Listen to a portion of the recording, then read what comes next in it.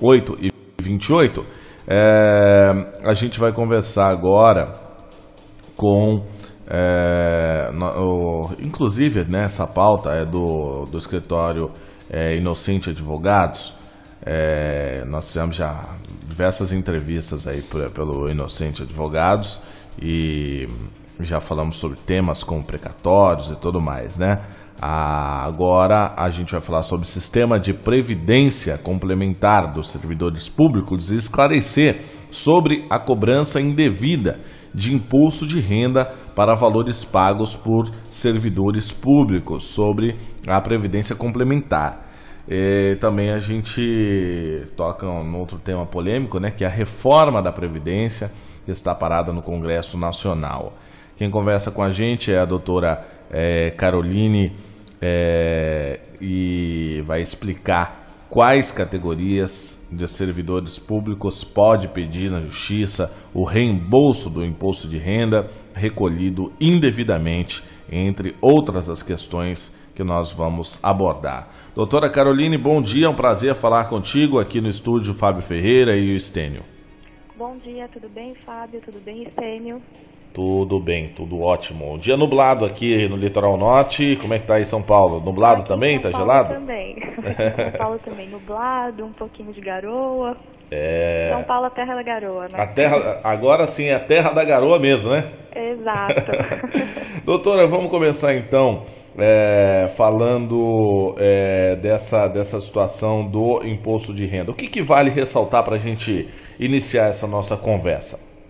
Tá, eu acho que para que a gente possa falar a respeito desse desconto indevido de imposto de renda sobre uma determinada contribuição, é válido a gente esclarecer primeiro o que é uma previdência complementar, né? Porque esses descontos, eles estão acontecendo a partir de uma contribuição para uma previdência complementar que esses servidores fazem, né? Então, por exemplo, a previdência complementar ela é uma forma de previdência privada e basicamente ela serve para que esse trabalhador, esse servidor, ele garanta o recebimento de um recurso adicional depois da sua aposentadoria. Então, ele funciona como uma espécie de complementação a essa aposentadoria do trabalhador. Aqui no Brasil, nós temos duas categorias de previdência complementar, que é a aberta e a fechada. A previdência fechada, ela é de forma genérica, ela é constituída exclusivamente para empregados de uma determinada empresa ou um grupo de pessoas, que é o que acontece com os servidores públicos.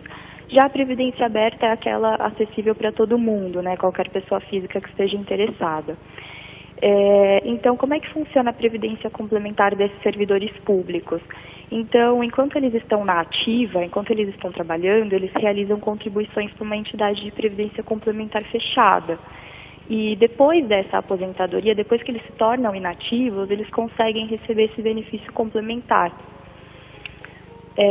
Então, o que vem então, a partir dessa contribuição, é descontado um valor referente a imposto de renda.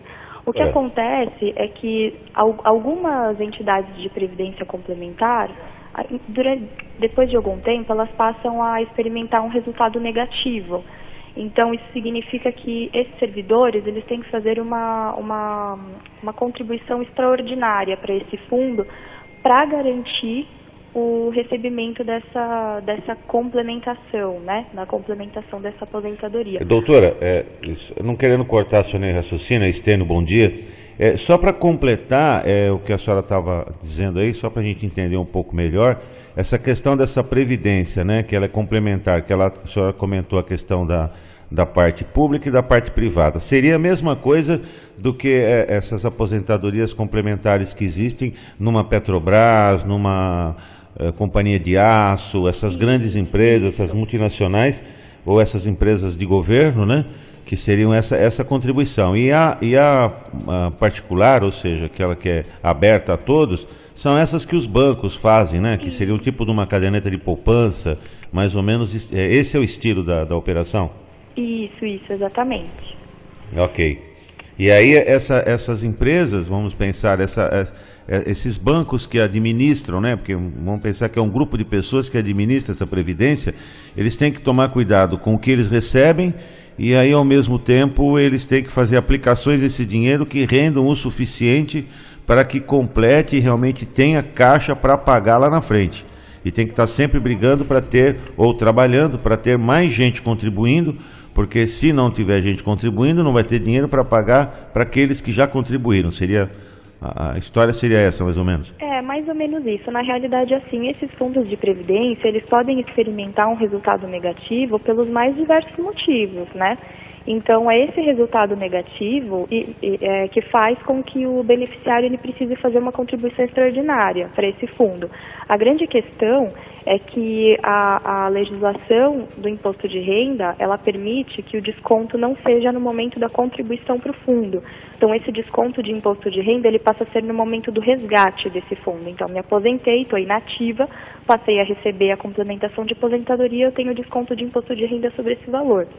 O que acontece é que numa contribuição extraordinária não existe essa autorização legal para que não incida o imposto de renda. Só que na realidade essa contribuição extraordinária ela tem a mesma finalidade daquela contribuição que é feita ordinariamente, ou seja, garantir o pagamento do benefício. Então, se elas têm a mesma natureza, sobre essa contribuição extraordinária também não deve incidir o imposto de renda. A contribuição extraordinária seria nada mais, nada menos do que um aporte de capital para continuar deixando solvente, né? Ou seja, tendo condições de representar e de contribuir, de fazer para aquele fundo, né? Para que o fundo não quebre, né? Teoricamente seria isso. Exatamente. Então, se ela tem a mesma finalidade dessa contribuição ordinária que o servidor faz na ativa, por exemplo, então ela também sobre ela também não deve incidir o imposto de renda, já que elas têm a mesma natureza, o objetivo é o mesmo. Sim. E não é isso que vem acontecendo, né? Então, sobre essas contribuições extraordinárias, o imposto de renda está sendo calculado sobre o valor bruto, considerando essa contribuição, quando na realidade ela deveria ser excluída ou ao menos deduzida. Entendi. E essa contribuição, esse imposto de renda, quem está pagando é o fundo ou quem está pagando é quem está contribuindo? Existe a parte do patrocinado e do patrocinador. Aqui a gente está falando mais a respeito das contribuições do servidor, né, da parte dele. E é interessante porque se ele está contribuindo, pagar o imposto de renda de uma coisa que ele está contribuindo é assim meio sem lógica, né, doutor? Porque na realidade assim, vai ser descontado o imposto de renda sobre os vencimentos, sobre aquilo que ele recebe, né?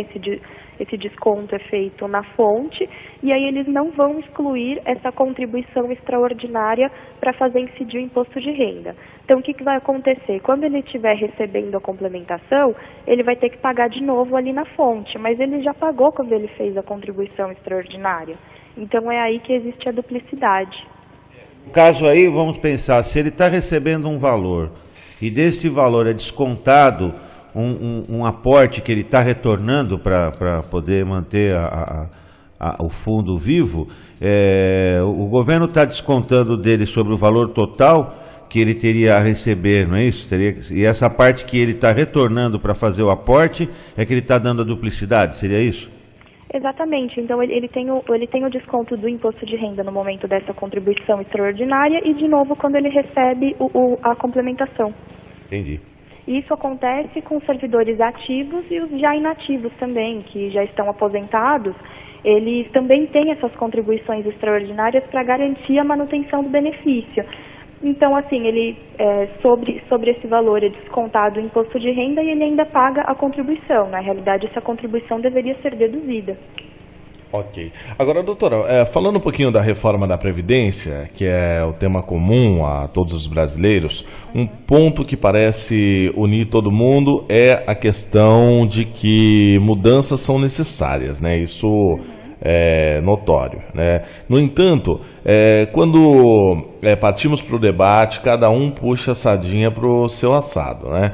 Aí na sua leitura, quais os pontos prioritários que uma verdadeira reforma da Previdência precisa atender assim para o equilíbrio das contas do INSS? Essa questão, na realidade, ela é bem polêmica e até um pouquinho controversa, né? Porque qualquer reforma, seja da Previdência, enfim, para que ela seja proposta e para que ela possa ser discutida, você precisa, no mínimo, da elaboração de cálculos e cálculos atuariais, cálculos, enfim, que tenham fundamento. A grande questão aqui é que os cálculos que foram apresentados pelo governo, eles possuem algumas distorções. Então, por exemplo, nesses cálculos apresentados, eles incluem a DRU no cálculo do déficit, e a DRU é a desvinculação de receitas da União. Isso aumenta, né, um suposto déficit. E, além disso, eles incluem também gastos com saúde, assistência social. Então, assim, dentro de uma reforma da Previdência, que eles querem incluir toda essa questão de seguridade social, onde você também tem saúde e assistência. Então, para que você possa falar a respeito de mudanças, você, com um cálculo impreciso e com informações que não deveriam estar ali, fica difícil você dizer exatamente qual seria o ponto prioritário da reforma, né? Quando, na realidade, existe ainda uma controvérsia se existe ou não o próprio déficit. Correto. Agora, porque também é aquela questão, né? O Congresso, ele, de uma certa forma, ele força a barra, mas depois eles negociam, e aí depois que entra numa negociação, há até uma CPI e tudo mais, a gente sabe como é que funciona muitas das vezes o Congresso do nosso país, e dependendo quem é o relator, a coisa fica de um lado ou favorável, né, ao governo, ou contra o governo, mas não consegue ser na sua totalidade, né? E aí a gente acaba nunca sabendo quais são a finalidade, qual que é o final real disso, e o que o governo pode nos mostrar referente às contas, né, do INSS, como que nós estamos nesse sentido. Agora, sobre esses pontos aí a debater ainda no Congresso, o que de fato é real, o que é mito, o que a gente pode dizer, esclarecer assim para os nossos ouvintes sobre a reforma, sobre essa questão toda das contas e a real da situação, né? Porque a gente fica todo numa dúvida também, né? Porque até deputados lá em Brasília ficam assim sem saber o que dizer quando fala de reforma, né? A questão é que, assim, alguns números foram apresentados pelo governo, mas, como eu te falei, incluindo dados que, na realidade, não deveriam estar ali só para justificar um suposto déficit, né? E, como você mesmo falou, tem a questão de uma CPI sobre essa questão da reforma da Previdência, e essa CPI ela é muito interessante, porque ela não só informou que não existe um déficit na Previdência, mas como ela comprovou isso através de números, através de cálculos. Então, por exemplo, no período de... Ela fala, né, que no período de 2005 a 2016, a Previdência apresentou um saldo anual previsto de 50 bilhões positivos, né? E para chegar nesse resultado, eles corrigiram algumas distorções como essas que eu exemplifiquei para você, né? Como a questão da incidência da DRU, essa desvinculação de receitas, ou a aposentadoria de servidores públicos. Na realidade, o que eles propõem é que a aposentadoria do servidor público é uma coisa e regime geral é outra, né? Então você não pode colocar as duas dentro do mesmo cenário, né? E esse relatório da CPI, ele é muito bem fundamentado nesse sentido, de que não existe um déficit na Previdência. Inclusive, a proposta é até que o teto seja aumentado de aproximadamente 5 mil quebrados que existe hoje para 9 mil e alguns quebrados também. E é um estudo bem interessante. Correto.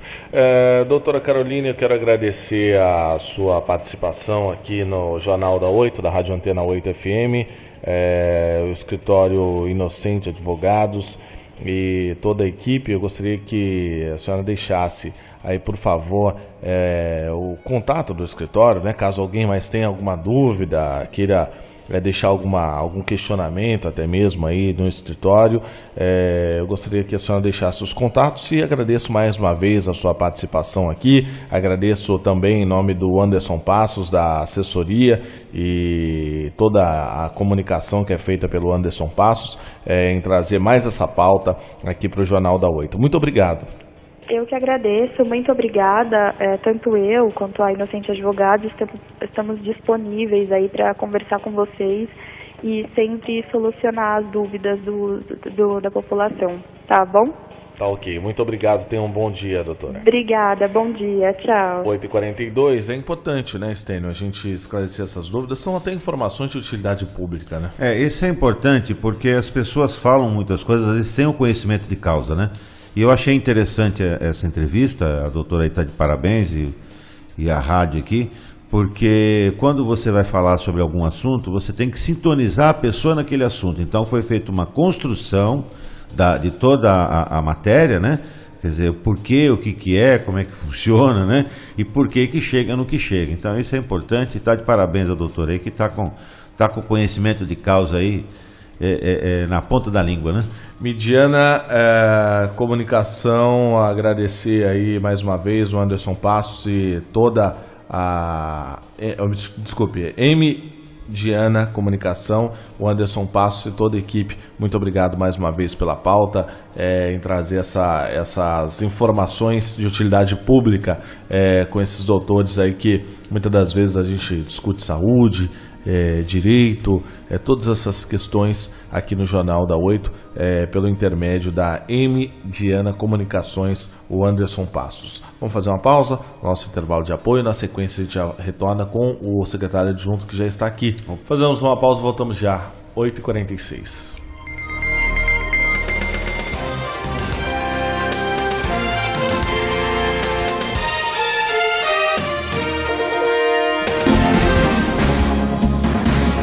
O jornalismo da região com responsabilidade e credibilidade. Você ouve aqui, na Antena 8 FM.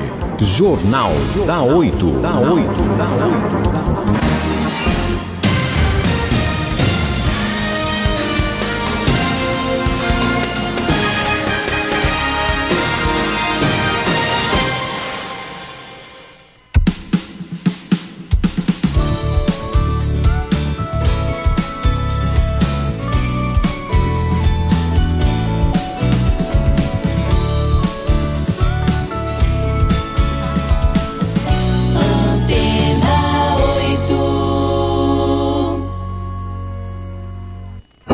Somewhere